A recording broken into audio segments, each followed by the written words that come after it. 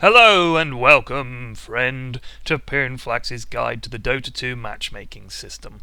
The thing with Dota 2 is you don't have a list of favourite servers like you do in lots of other games. All you do is you get your computer, you connect that computer to the internet, and then the whole world of shit that is the internet population is yours, and you can play against any of them. Unfortunately, you probably will.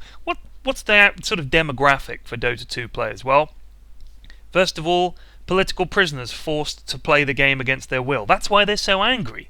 Why else would so many Dota 2 players be so furious? These guys are trapped in a South American prison somewhere, held captive by a cabal of mysterious political dudes, and forced to play Dota 2 all day. Could be worse, I guess, because the next group of guys that make up Dota 2 are sort of stalker types who prowl a post-apocalyptic wasteland, and in their spare time they do also play Dota 2. And the final group is nerds. Nerds like me. I'm a nerd. I make no bones about that, no apologies. But a lot of people send me emails without probably realizing quite how nerdy they're being. But there's the kind of email I get sent all the time. Anyway, the main screen you'll look at for a lot of time when you're matchmaking is this screen here. You got a helpful picture of the planet to show you where you are and all the people you're up against. And then there's basically sort of you, and then some people you know who are idiots who will reject your requests to play in the game, or say, oh, I'm sorry dude, I'm busy, or I'm sorry I have to sleep, or some pathetic excuse like that. If you do get a group together and you get a game going, this will be what you see.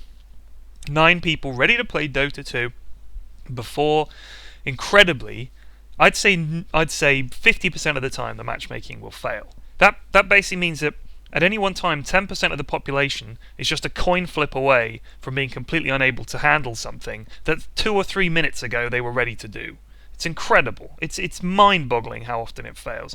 Here's a Venn diagram. I'm going to try and examine what is the group of people within that subgroup of Dota 2 players who can't handle pressing a button. The first group I'm going to say are probably people who, the noise that it says when the match is ready is a pretty loud and obnoxious noise. It's that sort of bong. I can imagine someone panicking, someone kind of, Gah! So I'm going to say that in the first group, we're going to put the panicky. People who just, when it says the match is ready, they panic. They either bail out at the last minute, they're too scared to continue, or the sound scares them. So they're panicky. The next group of people, well, they're not really people. Somewhere in the bowels of hell, there's a small office off to one side, and in there, Satan employs a demon to just enter the matchmaking queue and decline the match, and he does that all day long. He seeks out the matches where the queue is like 7, 8, 9 minutes, and you think finally, and then he hits decline. That's what he does. So the second group of people, is going to be people who are demons in real life.